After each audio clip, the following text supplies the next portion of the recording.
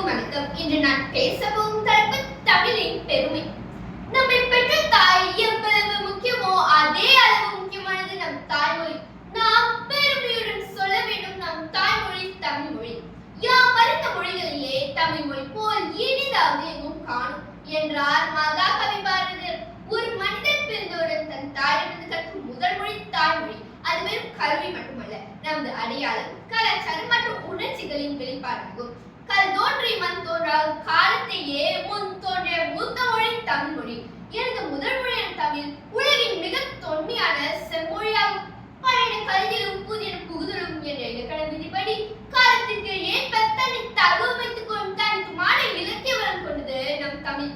சிறு வயதிலே தாய்மொழி கல்வி கற்பது ஒரு குழந்தையின் சிந்திக்கும் திறனை வேறொன்றி செய்யும். இதுவே ஒருவரின் அறிவு வளர்ச்சிக்கு சிறந்த அடித்தளமாகும். மேலும் தாய்மொழி என்பது கல்விக்கு மட்டுமல்ல, நமது ஒருவரின் வாழ்நாள் முழுவதும் அறிவையும் அனுபவத்தையும் கற்றுக்கொள்ள உதவும் ஒரு முக்கிய மொழியாகும். கண்ணாற்று போனால் காட்சி இல்லை என்பது போல ஒரு இனத்தின் மொழி அறிந்தால் அந்த இனத்தின் வரலாறு அறிந்துவிடும். இந்த அபாயத்தை தடுக்கவும் உலகெங்கும் உள்ள பல்லாயிரக்கணக்கான மொழியை பாதுகாக்கவும் ஒவ்வொரு ஆண்டும் பிப்ரவரி 21ஆம் தேதி அன்று உலக தாய்மொழி தினமாக கொண்டாடப்படுகிறது. இது வெறும் கொண்டாட்டம் மட்டுமல்ல, நமது பண்பாட்டு வேர்களை புதுப்பித்துக் கொள்ளும் ஒரு முக்கிய நாளாகும்.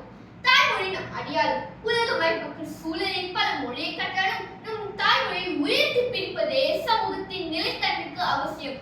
நம் தாய்மொழியான தமிழில்